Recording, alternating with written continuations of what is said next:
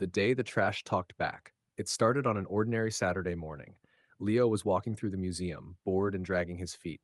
He had expected cool dinosaurs or robots, but instead, he found a giant sculpture made of crushed milk jugs, scrap iron, and old toys. A sign read, "Meet Trashosaurus, a life-size reminder of our human impact." Suddenly, a loud voice boomed from a nearby speaker. "Suppose you were to throw away everything you use today," it said. "Where would it all end up?" "In the bin, I guess." Leo shrugged. "Wrong," the voice replied. "Most of it gets buried in landfills. Some gets burned, only a little is recycled, and all of it takes natural resources to make." Leo wandered into a dark tunnel designed to look like a composting pile. Inside, he learned how food waste, leaves, and scraps could turn into compost, a rich, soil-like material that helps plants grow. It's much better than just dumping waste materials, he thought. A game screen lit up. "Walk through the challenge. Answer correctly or we'll dump trash on you." Leo laughed and played along. Behind a chain link fence door, he guessed answers about day-to-day materials like paper, aluminum, and metal. He got one wrong, and fake rubbish flew down on his helmet.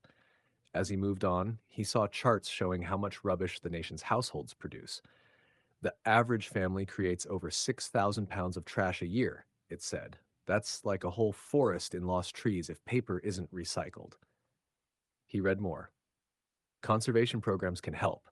They teach people about conserving resources, protecting the environment, and caring for human health. Less rubbish means less pollution.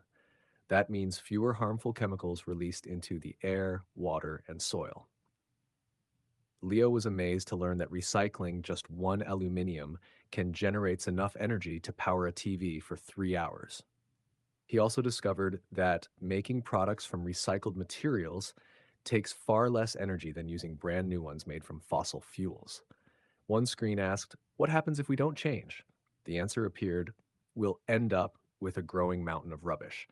Another said, "But if we all regularly recycle and reuse, we can slow the growing mountain of trash." Leo thought of all the times he had thrown out or thrown away things without a second thought. That's a real money problem too, he realized.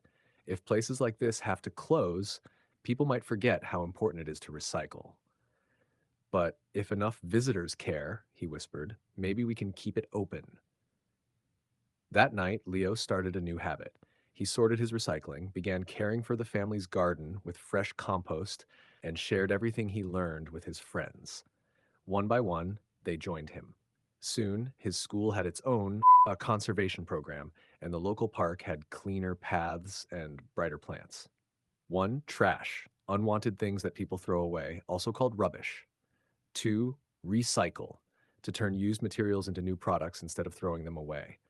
3. Landfill, a place where rubbish is buried under the ground.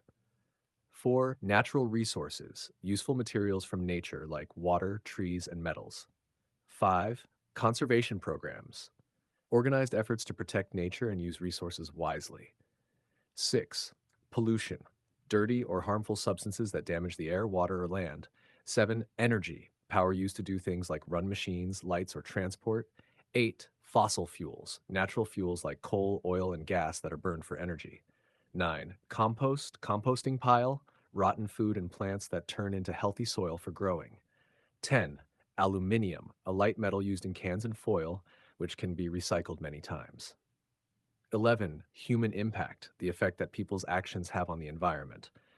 12. Conserving resources, using nature's materials carefully to avoid waste and make them last longer.